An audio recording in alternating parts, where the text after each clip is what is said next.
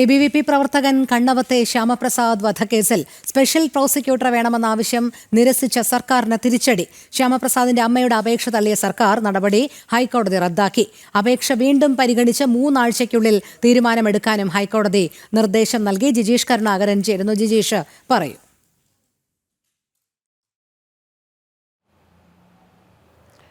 Rohini, മതഭീകരവാദികൾ PFI മതഭീകരവാദികൾ നടത്തിയ ആസൂത്രിതമായ ഒരു കൊലപാതകത്തിൽ ഇരയ്ക്ക് നീതി കിട്ടണം, അല്ലെങ്കിൽ ശ്യാമപ്രസാദിന് നീതി കിട്ടുന്നതിന് വേണ്ടിയുള്ള ഒരു പോരാട്ടത്തിലായിരുന്നു ശ്യാമപ്രസാദിൻ്റെ അമ്മ. അതുകൊണ്ട് തന്നെ ഒരു പബ്ലിക് പ്രോസിക്യൂട്ടറെ വെച്ച് മുന്നോട്ട് പോകണമെന്ന ആവശ്യം. എന്നാൽ സർക്കാരിനെ സംബന്ധിച്ചിടത്തോളം ഈ മതഭീകരവാദ ഗ്രൂപ്പുകളെ പ്രോത്സാഹിപ്പിച്ചും അല്ലെങ്കിൽ അവരെ പിന്തുണച്ചും മുന്നോട്ട് പോകുക എന്ന നിലപാട് തന്നെയായിരുന്നു. അങ്ങനെയാണ് ആ ചിന്താഗതിക്കും ഒപ്പം തന്നെ ആ നിലപാടിനുമേറ്റ വലിയ തിരിച്ചടി തന്നെയാണ് ഹൈക്കോടതിയിൽ നിന്ന് ഉണ്ടായിരിക്കുന്നത്.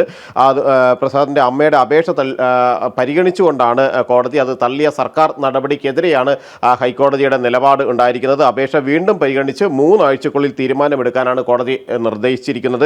സ്പെഷ്യൽ പ്രോസിക്യൂട്ടറെ വേണമെന്ന ആവശ്യം, കാരണം ഈ കേസ് ശക്തമായി മുന്നോട്ട് കൊണ്ടുപോകുന്നതിന് സ്പെഷ്യൽ പ്രോസിക്യൂട്ടർ തന്നെ വേണമെന്ന ആവശ്യമായിരുന്നു ABVP പ്രവർത്തകനായ കണ്ണവത്തെ ശ്യാമപ്രസാദിന്റെ അമ്മ പ്രധാനമായും ഉന്നയിച്ചത്. എന്നാൽ അതിനെ പൂർണ്ണമായും തന്നെ എതിർക്കുകയും സ്പെഷ്യൽ പ്രോസിക്യൂട്ടർ എന്ന ആവശ്യം നിരസിക്കുകയുമായിരുന്നു സർക്കാരിന്റെ ഭാഗത്ത് നിന്ന് ചെയ്തത്. ശരി, ജിജീഷാണ് വിവരങ്ങൾ നൽകിയത്.